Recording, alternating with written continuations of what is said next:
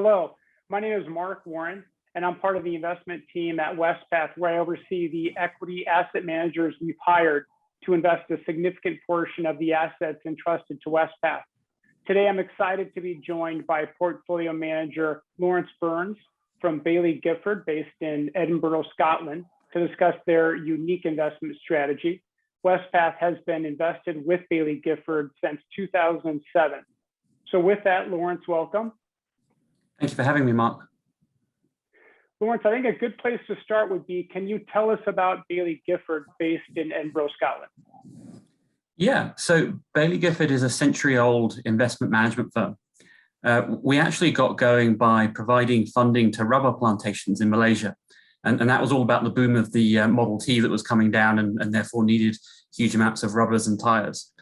So we've been around for about a century. I think our main features are that we're very long-term in how we go about things, growth-focused and active managers. We're a private partnership, so we're owned by the senior employees that work in the business. And I think this is really quite important to us. It means we don't have external owners, external shareholders that might want us to cut costs or do things slightly differently. We can be really focused on the long term and trying to do the best possible long-term job for our clients. And I think the other thing, you mentioned we're based in Edinburgh in Scotland. I think it's quite helpful to have a bit of physical distance from the big financial centres of Wall Street and the City of London to try and have a bit of shielding almost from the cacophony of noise that comes from financial centres. And we've found that sort of quite helpful to, again, keeping us focused on the long-term challenge of investing our clients' money. And what's the total assets under management, maybe total number of people at Baillie Gifford? Yes, so we employ about 1,800 people. We have offices in Shanghai, in New York, and a couple of other places, but most of our investors are all based in Edinburgh. And again, about 1,800 people. We manage around $400 billion of assets. Great, thank you. I think it might be interesting if you could tell us how you found your way to being a professional investor. If memory serves correctly, you did not study finance or economics at university. Yeah, that's quite right. I studied geography at Cambridge. And I studied geography because I was really just interested in the world and how it was changing, how it was evolving. And at that point, I didn't want to just go down one discipline. And what I liked about geography was it was broad, it was quite ill-defined almost as a topic. So I was able to do economics, history, politics, and still do sciences as well. And I think in some ways that led to investment because again, after I graduated, I was still interested in the world, how's it changing, and wanting to understand it. And I think investing is very much about that. To make good long-term investments on behalf of your clients, you've got to be thinking about how the world's going to look in 5-10 years' time from now. And what appealed to me about Baillie Gifford was, lots of investment management firms were trying to work out what the world would look like, but I think they came at it with a very financial lens, very quantitative lens. And what appealed about Baillie Gifford was it was a bit like my degree. Nothing was sort of off limits. You could think about it from the perspective of different cultures, bring in history, bring in politics, bring in all sorts of things to help us understand what the world might look like. It was both quantitative and qualitative. And I'm happy to say I'm not a complete outlier in having studied geography. I've got a couple of other people that have also studied geography. But the way we think about it, we purposely try and hire people from a range of different academic backgrounds. So for example, if you are researching a company and you've got 100 investment analysts and they're all trained as economists and they're all looking at the same information, there's going to be quite a lot of commonality in the perspective and the insights they draw from that information. But if you've got a historian, a scientist, someone that studied English literature, and also someone that studied economics, and you have that range of people looking at that same information, we think you're going to get a wider range of interesting perspectives. And so that's really what we're purposely going through. Again, it's just trying to make sure we're looking at the world from as many perspectives as we possibly can. I think that does set you apart. I think there aren't very many asset managers that have the wide variety of professionals like you guys do with different types of degrees, looking at things from different angles. So that is very interesting. Can you describe the investment approach of the international growth strategy that you manage for us? Yeah, so we're looking to invest in the world's most exceptional growth companies outside of America. And so that's a huge canvas for us to go and look for these companies, Europe, Latin America, Asia, Australasia. huge canvas. And what we're looking for are companies that are able to really grow to be a multiple of their current size over the next 5 and 10 years' time. And we often sort of call those companies outliers. We're not interested in the average growth company. We're interested in the really most high growth companies that are either driving or benefiting from long-term structural changes in the world. And so that's really at the heart of the investment philosophy. And I think about it in many ways in terms of what we're looking to do is find, invest in, and support the people who are building the future of our economy. We're not interested in what the world's like today. Again, we're interested in what it's going to be like 10 years from now.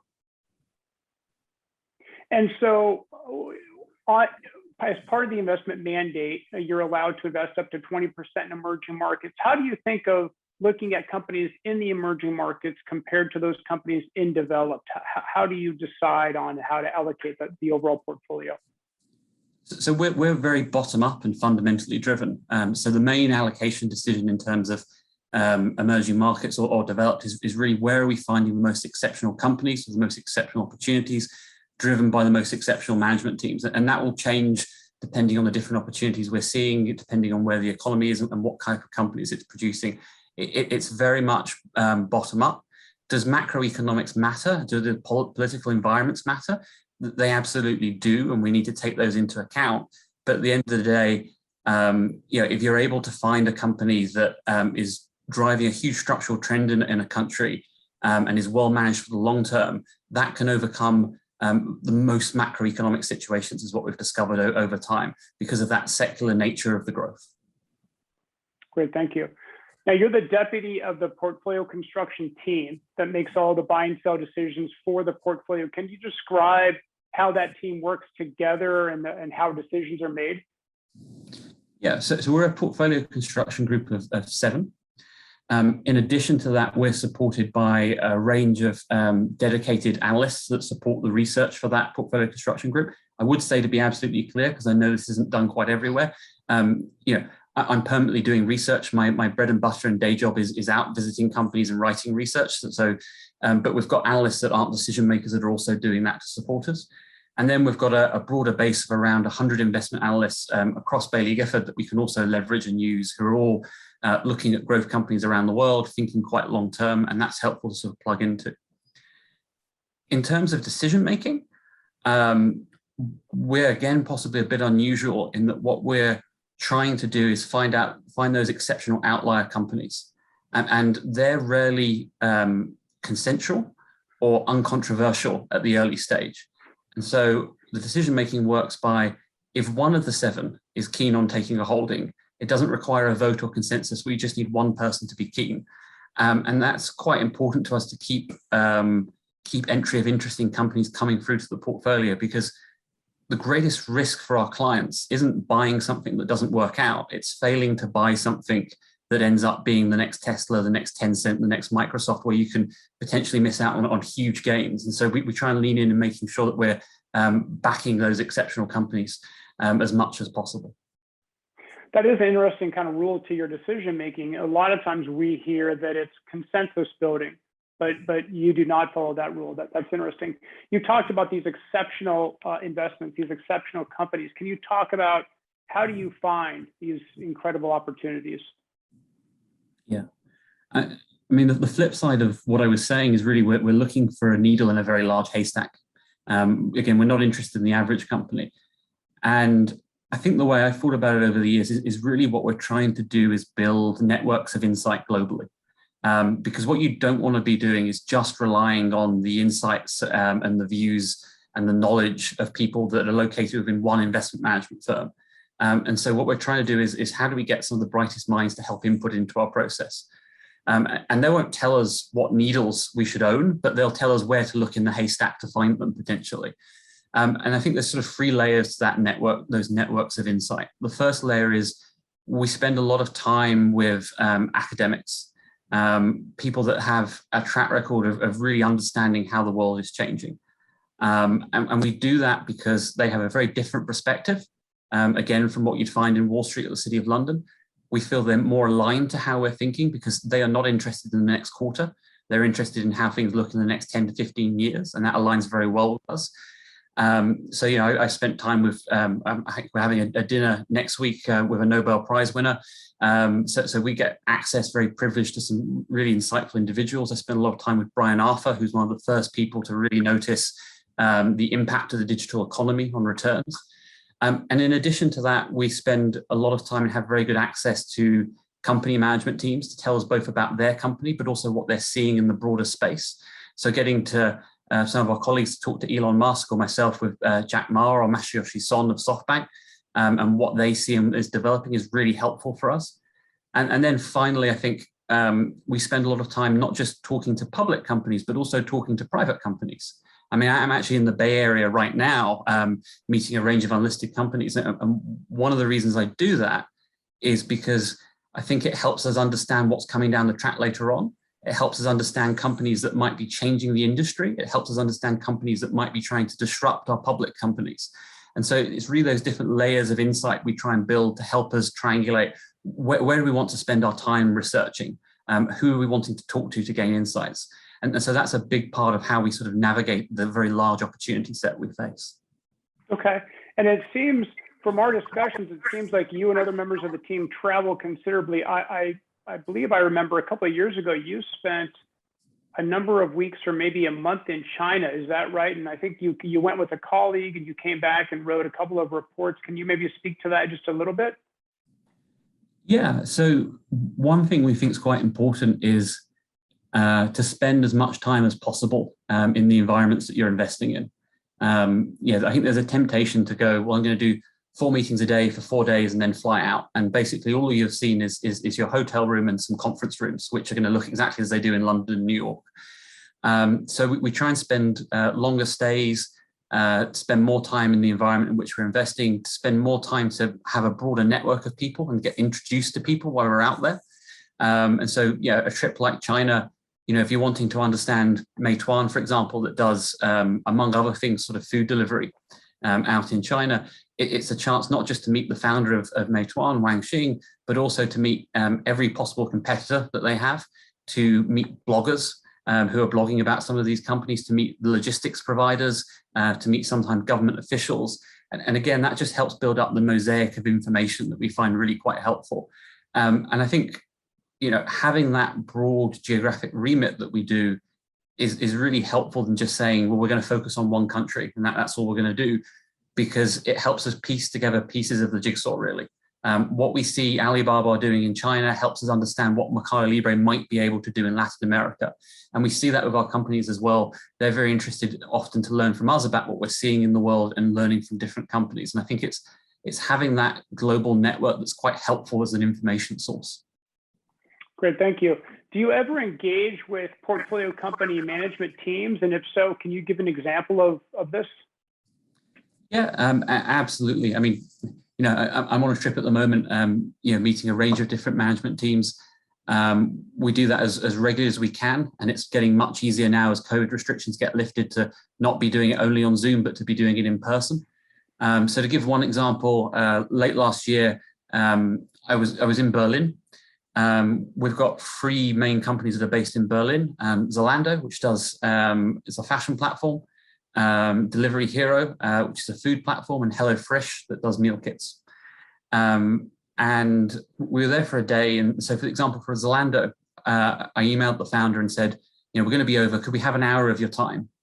And he emailed back and very kindly said, actually, you can have 2 hours with me and my CFO in the office. And if you're coming in the evening before, I can come with my co-founder and we can take you out for dinner for the evening.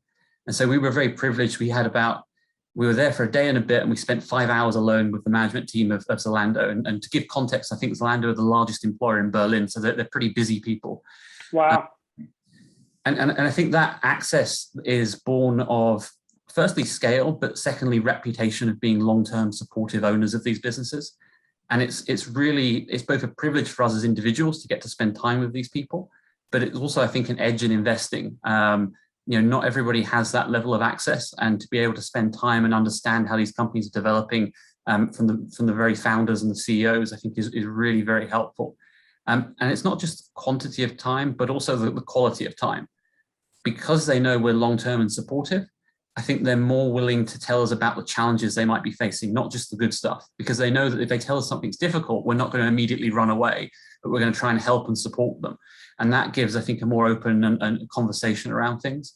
I also think it encourages companies to talk more early about different ideas that they have, nothing that is ever certain, but just aspirations of what they might want to achieve in the very long term.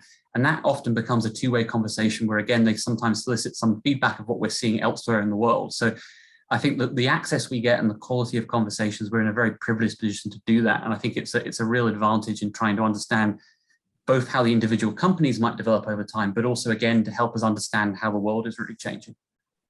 Gotcha. Now, this strategy that you helped to manage has been around for many, many years. You've been on the team for many, many years. Has the way that you guys invest for this strategy evolved over the years? And if so, can you talk a little bit about that? Yeah, I mean, I think it's our duties that you need to do two things. One is you need to be very clear what your role is for clients and what your edge is, and not to stray from that, and particularly not to stray from that in times of stress. But at the same time, you also can't be static because the world is changing. And I think we owe it to our clients to always improve and always get better. We've never solved investment. It always has to improve. And so I would say that over the last 10 years, I think we've leaned in to the reality of what our edge is even stronger. And I think we've got two elements of edge. I could probably define it as being, one is the long term, which I've talked about, and two is probably being comfortable with extremes. So with long term, when I joined Baillie Gifford, I'd say that most strategies were thinking on a 3 to 5 year time horizon.